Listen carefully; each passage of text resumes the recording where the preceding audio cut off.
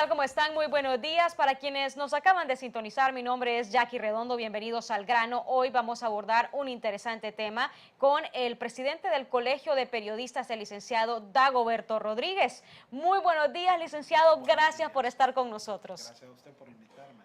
Siempre es un honor estar en GoTV. No, el honor es de nosotros. Cuéntenos, ¿cómo está su trabajo?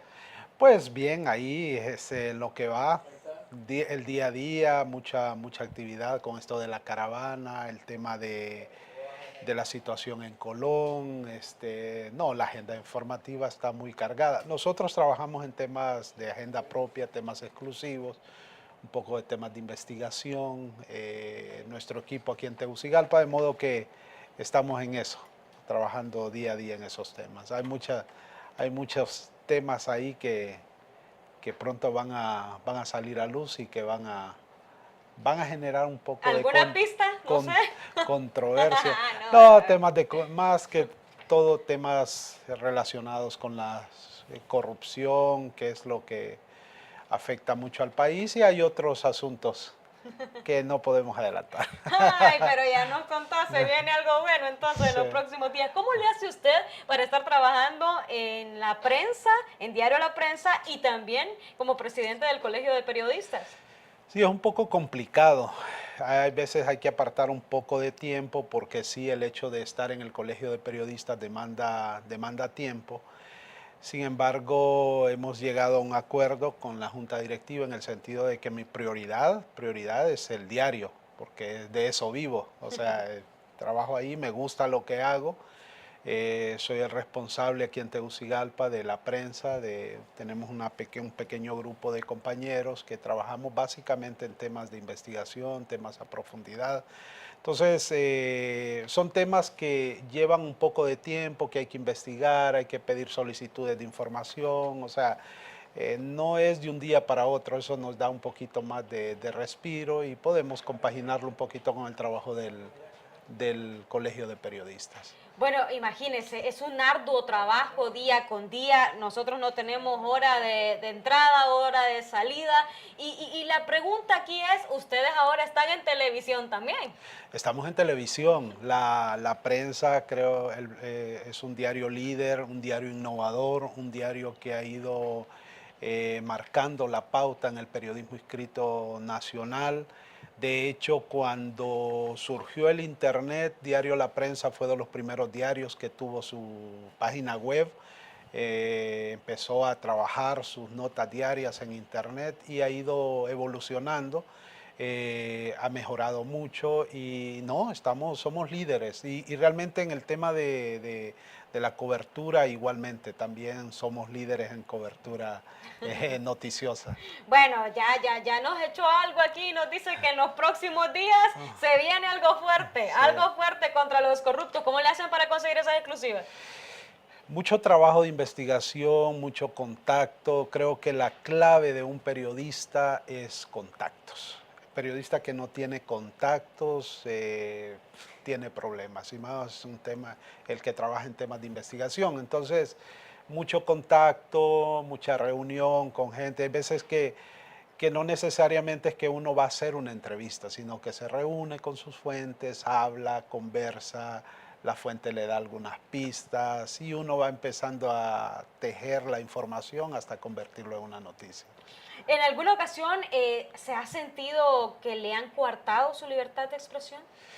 No, yo siento que en el país hay amplia libertad de expresión, claro, con las limitaciones que ya conocemos, algunas leyes que se han pretendido introducir para limitar un poco la libertad de expresión y, por supuesto, las empresas son empresas periodísticas que generan ganancias a los propietarios y tienen su política editorial. Nosotros dependemos de la política editorial de los medios. El periodista básicamente hace un trabajo, busca información, divulga información, pero ese es el producto de una empresa periodística. Entonces, lógico, hay algunos temas que sí no se pueden abordar, otros que sí se pueden abordar, pero yo siento que hay bastante libertad de expresión con las limitaciones que ya le mencionaba, el hecho también de la autocensura que genera la inseguridad que existe en el país. Hay temas que, por ejemplo, abordarlos significa un riesgo. El tema de la corrupción policial, por ejemplo, cuando inició el proceso de depuración, fue una situación difícil que varios periodistas que estábamos trabajando en el tema de depuración policial nos vimos en alguna medida amenazados. Y el tema de ¿Usted fue pandillas y amenazado por este narcotráfico. tema de depuración policial? Sí, hubo en algún momento, trabajamos bastante en el tema de depuración policial y hubo algún tipo de, yo no diría amenaza, sino más bien como seguimientos. En algún momento pusimos la denuncia correspondiente en el mecanismo de protección, ante el Comisionado Nacional de los Derechos Humanos también. Hubo oficiales que se refirieron también a los temas que había publicado la prensa y en alguna medida mandaron un mensaje indirecto a los que habíamos hecho los trabajos y eso generó un poco de temor, pero yo creo que esos son gajes del oficio. En el tema de investigación requiere o sea, implica ese nivel de riesgo, ese nivel de inseguridad, pero uno ha aprendido a convivir con eso. Sí, es complicado, pero Bueno, sí se imagino su vive. familia en ese momento que recibió este Pues tipo de fíjese amenaza. que yo regularmente no le digo a mi familia estas cosas porque generalmente sí cuando ya es algo muy grave. Digamos en el 2007 yo estaba director de Radio Cadena Voces y en unos días antes habían asesinado a Carlos Salgado frente a la radio y alguien de la policía, de inteligencia de la policía, se acercó a nosotros, nos informó que supuestamente había un plan para asesinarnos, que ya habían dado un plazo de 70 horas para cumplir la misión, habían pagado a un grupo de pandilleros. No sé de dónde proviene, la radio, una radio muy crítica al gobierno de Manuel Zelaya y había denunciado muchos casos de corrupción. Yo supongo que posiblemente la situación vino por ahí. Pusimos la denuncia al comisionado de Derechos Humanos y el comisionado nos sugirió mejor que saliéramos del país por un tiempo. ¿Usted estuvo fuera? Tuvimos que salir, sí, tuvimos que salir un par de meses con nuestra familia. Se nos ofreció asilo fuera, en Estados Unidos, para quedarnos en Estados Unidos, pero al final creo que eh, uno aprende a vivir, o sea, uno ama su país, yo creo que faltaba mucho por hacer aquí en Honduras, de modo que regresé al país, seguí en la radio, seguí haciendo periodismo y he hecho muchas actividades, pero sí son experiencias que nos ha tocado vivir. Bueno, y experiencias duras que mucha gente tal vez no se imagina que usted tuvo que salir del país por los gajes del oficio, por tratar de informar. Claro. ¿Realmente los periodistas tienen ese acompañamiento que se necesita aquí en el país? ¿Se sienten protegidos los periodistas? Hasta hace poco no. Digamos, cuando a mí me tocó salir, la empresa me dio su apoyo para poder salir del país a raíz de las amenazas, pero en aquel momento no había un mecanismo, una herramienta que pudiese uno buscar para conseguir ayuda. Hoy sí. Se creó el mecanismo de protección para defensores de derechos humanos, periodistas, comunicadores, operadores de justicia. Creo que en alguna medida esto ha contribuido, es una herramienta que está ahí, que no existía, que yo digo que sí es positiva, que tiene sus falencias, que tiene sus debilidades, por supuesto, que debe de mejorarse, debe de fortalecerse.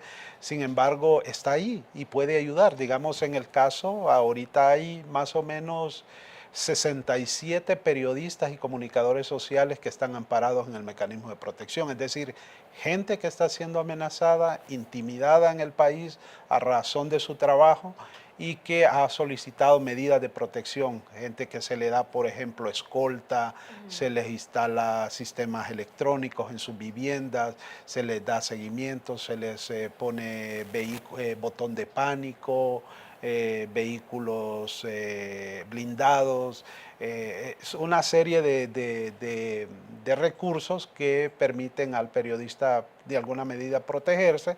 A los que están enfrentando peligro muy grave se les cambia de ciudad, se les lleva a otras ciudades o si es necesario se les saca del país. Bueno, imagínense, 67 comunicadores, es una cifra bastante alta. Sí. Más o menos, ¿por qué temas ellos están denunciando sentir, pues lo que están sintiendo en estos momentos? ¿Se sienten atemorizados?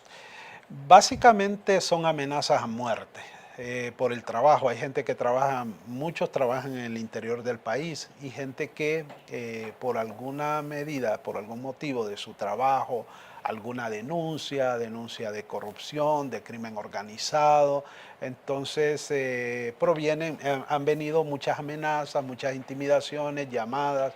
Hay casos que yo he conocido de gente, por ejemplo, en Colón, una periodista en Colón que sufrió atentado y amenazas recurrentes, incluso fueron a dejarle a su casa la cabeza de un perro muerto, o sea, una señal de... ¿Qué Entonces, periodista es? es una periodista de televisión que no la menciono por cuestiones de seguridad, pero que sí ha enfrentado una situación bastante difícil. Ella ha sido muy valiente, ha seguido allá en Colón trabajando, sigue trabajando en Colón, tiene medidas de protección, pero realmente no es esto lo que garantiza la vida del periodista. Esto es nada más un recurso que ayude en alguna medida a tener una leve paraguas de protección, pero no lo es todo, ¿verdad? Bueno, nos vamos a ir a una breve pausa comercial. A nuestro retorno vamos a hablar sobre el artículo 335B. Ya regresamos.